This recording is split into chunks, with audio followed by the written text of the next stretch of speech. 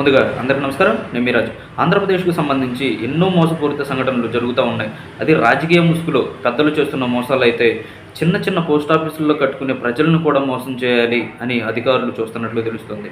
దీనికి నిదర్శనమే సిరిపూర్లోని పోస్ట్ ఆఫీసులో గత 30 సంవత్సరాల నుంచి నడుస్తున్న ఆ పోస్ట్ ఆఫీసుకు సంబంధించి ప్రజలు పొదుపు ఖాతా ఓపెన్ చేసుకుని కొంత అమౌంట్ ప్రతి నెల జమ చేయడం అయితే జరిగింది.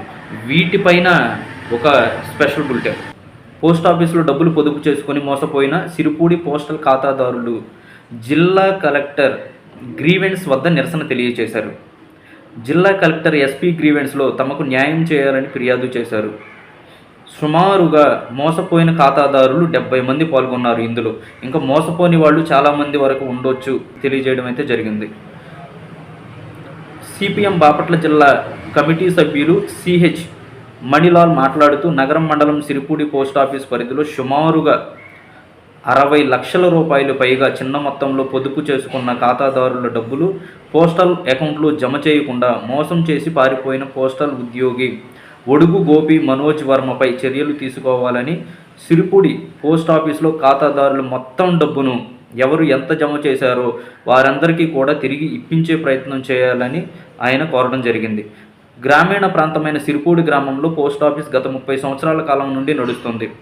ఈ కాలంలో అనేక ప్రైవేట్ పొదుపు సంస్థలు మోసం చేస్తున్న నేపథ్యంలో సిరిపూడి చుట్టుపక్కల ప్రాంత ప్రజలు కావచ్చు, ఆ గ్రామ ప్రజలు కావచ్చు, కూలీలుగా చేతి వృత్తుల వారీగా జీవనం సాగిస్తూ కేంద్ర ప్రభుత్వ సంస్థ కాబట్టి ఇక్కడ మా డబ్బుకి భరోసా ఉంటుంది అన్న నానుడితో ప్రతి ఒక్కరూ కూడా ఎలాంటి ఇబ్బందులు వస్తున్నప్పటికీ కూడా ప్రతి నెల కూడా 1000 రూపాయల చొప్పున చిన్న మొత్తాలను జమ చేసుకుంటూ ప్రతి కుటుంబం నుంచి సుమారుగా 4 లక్షల రూపాయల డిపాజిట్ను పోస్ట్ ఆఫీసులో గత 10 సంవత్సరాల నుంచి పొదుపు చేసుకుంటుంటే ఒడుగు గోపి మనోజ్ కుమార్ వర్మ సిరిపూడి పోస్ట్ ఆఫీసులో ఉద్యోగిగా వచ్చినప్పటి నుంచి ఖాతాదారుల పాస్ పుస్తకాల్లో డబ్బు జమ అయినట్లు రాసిస్తూ హెడ్ పోస్ట్ ఆఫీసులో ఖాతాదారుల డబ్బును జమ చేయకుండా ఆన్లైన్లో చేయకుండా మోసం చేశారు.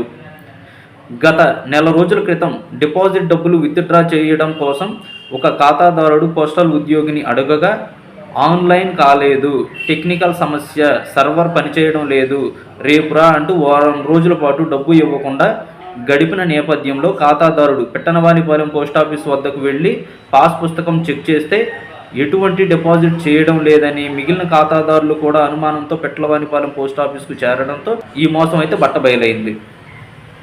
అప్పటి నుండి మోసం చేసిన పోస్టల్ ఉద్యోగి ఒడుగు గోపి మనోజ్ వర్మ కనిపించకుండా పారిపోయారు.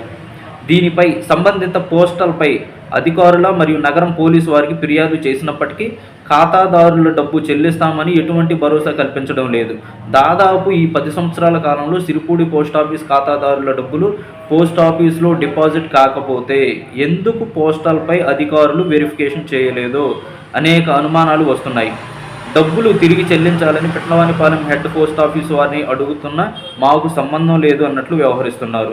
కూలి పనులు చేసుకొని ఆడపిల్ల వివాహాల కోసం, లేకపోతే వైద్య ఖర్చుల కోసం, లేకపోతే కుటుంబ అవసరాల కోసం ఇలాంటి పొదుపు కార్యక్రమాలు చేసుకున్న ప్రజలకి చుక్కెదురైంది. జిల్లా కలెక్టర్ గారిని ఎస్సీ గ్రీవెన్స్ అధికారుల వారికి వినతి పత్రాలు అందజేయడం అయితే జరిగింది.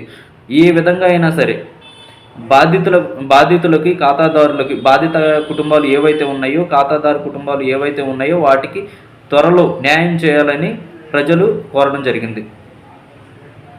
అది చూశారు కదా.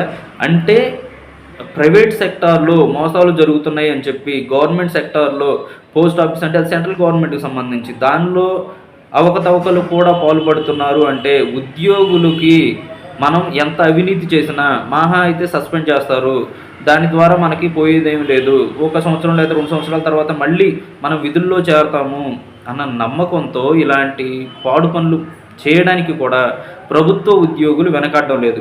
మొన్నే చూసాం శాంతి, ఒక ఎస్సీ ఎస్టీ ఆ సామాజిక వర్గానికి సంబంధించి 30% రిజర్వేషన్లో మార్కులు రావాల్సి ఉంది, కానీ ఆవిడకి 21% మాత్రమే వచ్చినాయి. 21% మార్కులు వచ్చిన ఆవిడ ఎండోమెంట్లో అసిస్టెంట్ కమిషనర్గా ఉన్నారు వైజాగ్లో. అంటే ఒకసారి చూడండి, ఉద్యోగం రాకముందే వీళ్ళు అవినీతిని స్టార్ట్ చేసిన వాళ్ళు ఉద్యోగం వచ్చిన తర్వాత అవినీతి చేయరు, కుంభకోణాల్లో పాల్గొనరు అంటే మనం ఎలా నమ్ముతాం? ఒక్కసారి ప్రజలందరూ కూడా ఆలోచించాలి. అంటే మన రాష్ట్రం ఎడిపోతుంది.